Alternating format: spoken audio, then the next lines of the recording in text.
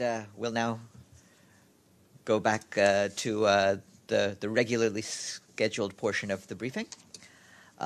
First, announcement on something that's going to happen this afternoon. As you know, the Secretary-General is now back in New York following his travel to Buenos Aires. This afternoon, he intends to visit the permanent mission of New Zealand to sign the condolence book for those who died in last week's massacre in Christchurch. In a statement on that attack, the Secretary-General underscored the sanctity of mosques and all places of worship. Accordingly, on Friday, just after noon, he will visit the Islamic Cultural Center of New York at 96th Street here in Manhattan. He intends to make some remarks to the press while he is there, and you are all invited to attend. And I have a personnel appointment to tell you about. Today, the Secretary-General is announcing Denise Brown of Canada as his new Deputy Special Representative for the UN Multidimensional Integrated Stabilization Mission in the Central African Republic, where she will also serve as UN Resident and Humanitarian Coordinator. Ms. Brown succeeds Najat Roshdi of Morocco, who completed her assignment in February. The Secretary-General is grateful for Ms. Roshdi's leadership and dedicated commitment during her tenure to supporting recovery, peace-building, and humanitarian efforts in the Central African Republic. Ms. Brown brings to the position over 2 decades of professional experience and extensive knowledge in humanitarian affairs and recovery programs, with a particular focus on contexts of complex emergencies. She has been serving at World Food Program headquarters in Rome since 2017, and we have lots more on this appointment in our office. Today, delegations from Morocco, the Frente Polisario, Algeria, and Mauritania are meeting in Geneva for a second roundtable on Western Sahara, hosted by the Secretary-General's personal envoy for Western Sahara, Horst Kohler.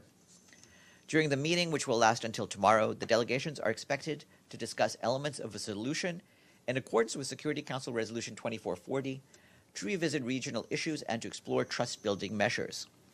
The personal envoy hopes the meeting will also build on the positive dynamic achieved during the first roundtable held last December in Geneva. Mr. Kohler and the heads of the Moroccan and Frente Polisario delegations are expected to speak to the press at the Palais des Nations in Geneva on Friday afternoon, and his statement will be webcast. The Office for the Coordination of Humanitarian Affairs says that the humanitarian community in Chad is requesting $474 million to respond to the needs of 2 million people amid high levels of food insecurity and malnutrition, displacement, and disease epidemics. Some 4.3 million people in Chad are in need of humanitarian assistance. There are also more than 650,000 internally displaced people in Chad, with continuing displacements expected in the Lac region amid active conflict there. In addition, the prospects of returns by refugees from the Central African Republic and Sudan also remain limited due to ongoing insecurity in their countries of origin. Our humanitarian colleagues have more information. Following their visit to the Democratic Republic of the Congo in the last few days, the Emergency Relief Coordinator Mark Lowcock and UNICEF's Executive Director Henrietta Fore are calling for urgent and sustained funding for the government-led response to meet the needs of children, families, and vulnerable communities, including people with disabilities. Mr. Lowcock said that we can beat back the massive and protracted humanitarian crisis in the country, but we urgently need donors to provide further funding as needs continue to outpace resources. The 2019 Humanitarian Response Plan for the DRC requires $1.65 billion to provide 9 million people with life-saving assistance. The UN investigative team to promote accountability for crimes committed by Daesh/ISIL announced this morning the completion of the first exhumation of a Yazidi mass grave in Iraq's Sinjar region in the village of Kojo. The investigative team reports that the victims' remains and associated evidence have arrived safely at the Medico-Legal Directorate in Baghdad. The UN mission in Iraq has a press release with more details. And our humanitarian colleagues report that according to the Indonesian government, more than 100 people have died, an estimated 160 people are injured, and almost 9,700 others are internally displaced following flash flooding in several districts. Some 79 people are still missing. The central and local governments, civil society, and the private sector are providing assistance with a joint search and rescue mission ongoing, and severe infrastructural damage has also been recorded. Today is the International Day for the Elimination of Racial Discrimination, which this year is being held under the theme Mitigating and Countering National Populism and Extreme Supremacist Ideology. In his message, the Secretary-General said that this day is an occasion for all of us to renew our promise to end racism, racial discrimination, xenophobia and related intolerance, anti-Semitism, and anti-Muslim hatred. He highlighted the recent massacre at 2 mosques in New Zealand as the latest tragedy rooted in such poison. The Secretary-General said we must all work harder to repair the fissures and polarization that are so prevalent in our societies today. His full remarks are online.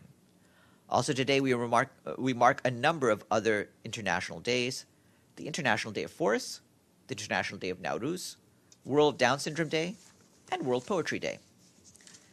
And today, the Department of Global Communications officially opens a new exhibit called From Africa to the New World, Slavery in New York.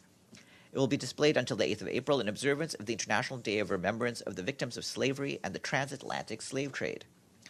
The exhibit looks at the impact that the transatlantic slave trade had on persons of African descent, both free and enslaved, in New York City during the 17th and 18th centuries. The opening will take place at 1:15 p.m. in the visitors' lobby. Remarks will be delivered by Alison Smale, the Undersecretary General for Global Communications, Fatima Kyari Muhammad, the Permanent Observer for the African Union to the United Nations, Michael Fraser, historian for the African Burial Ground National Monument, and Dominique Jean-Louis, historian at the New York Historical Society, which produced the exhibit. And you're all invited to attend. And lastly, today we thank Iraq, which has paid its regular budget dues in full, and this payment takes the honor roll to 74. Are there any questions for me before we get to Monica Grayley? Yes, Errol. Thanks, Farhan. Now that the Secretary General obviously is following what's going on after the tragedy in New Zealand, and he mentioned that in his speech. However, I think one thing is missing since New Zealand adopted that very fast, that law banning assault weapons that were used in killing those innocent people in New Zealand. Does the Secretary General would like to address even that issue, since they are tools, they are used by the extremists, as he often mentioned in his speeches? Well, that's a decision taken by a national government, and obviously it's the right of different national governments to see what the appropriate laws for each society is. The Secretary General does intend to speak to you more about the need to make sure that the sanctity of all places of worship, of all faiths, are respected, and I believe he'll have more to say to you about this if you see what he has to say at the Islamic Cultural Center at 96th Street tomorrow. Masood? Yeah, thank you, Stefan. Stefan, yesterday a Trump administration official... it's okay, we look alike. Farhan. Yesterday a Trump administration official said that he was still concerned about the tensions between India and Pakistan, which really came up to almost wartime. So does the Secretary General intend in the near future to talk to India and Pakistan about the simmering tensions which the Trump administration has been talking about? So can you, or is it just that the threat has dissipated? What is this assessment of the Secretary General? Well, you saw what we had to say about the recent tensions in the region, and I would refer you back to the statement that was issued at that point.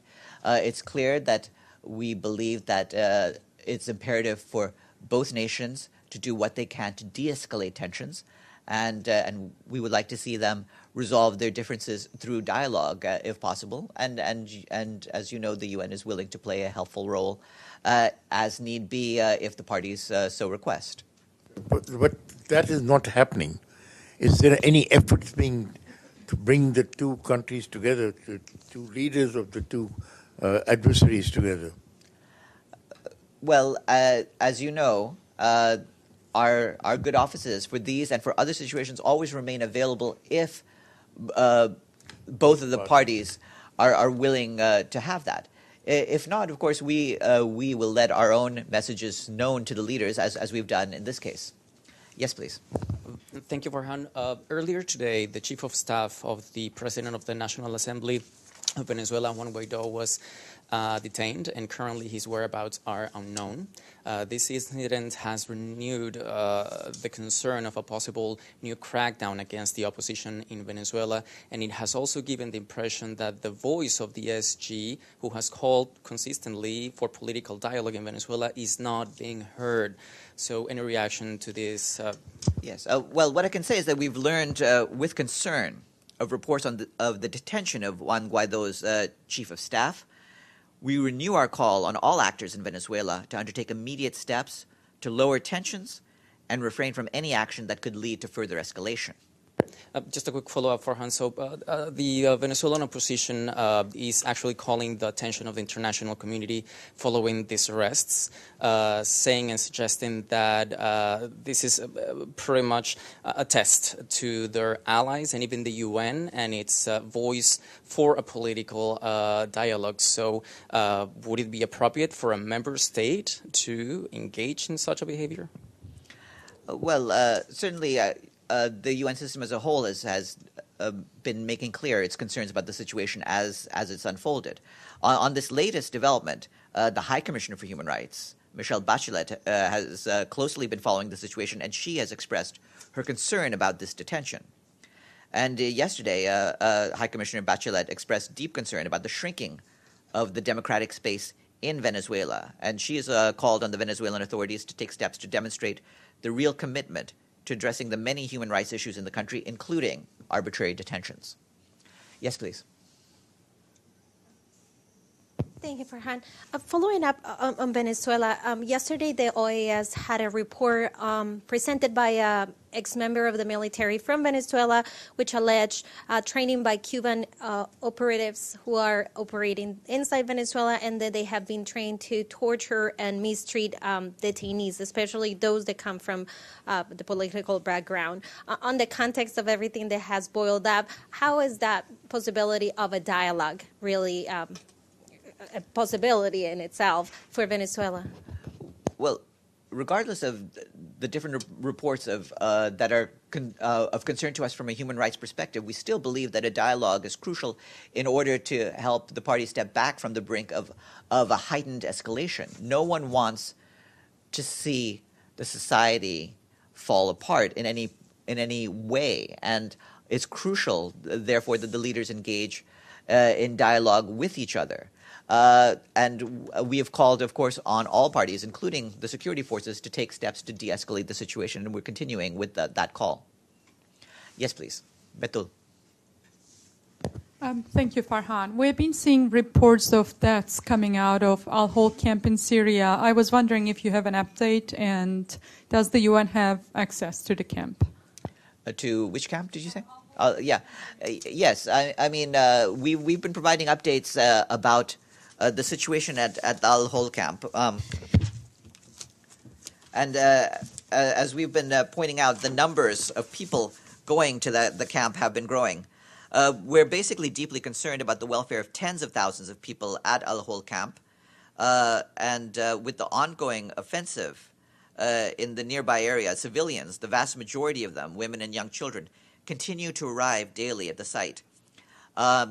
As of just a few days ago, earlier this week, we had already recorded something like 70,000 displaced people in the camp, with several thousand more on the way. At this stage, humanitarian organizations are planning for potential new arrivals as much as 10,000. Yes, Joe. Yeah, on Syria, where do things currently stand on the plans or proposal to set up a constitutional committee? Can you just update us on that? Well, Mr. Pedersen has been working on that. As you know, just a few days ago, he met in Damascus with Walid al-Muallim, the foreign minister, and he's continuing his talks, including with members of the Syria Negotiations Committee. And so he's working to see what can be done to get agreement on the Constitutional Committee. Beyond that, I don't have any details to provide at this stage, but his efforts are ongoing. Errol? Yes, Farhan, a bit more on tomorrow's protocol of Mr. Secretary General, to that Friday prayer. First, it's actually he's going to be there before the Friday prayer, and yes, before. Stand for how long? He should get there around 12:15 or so.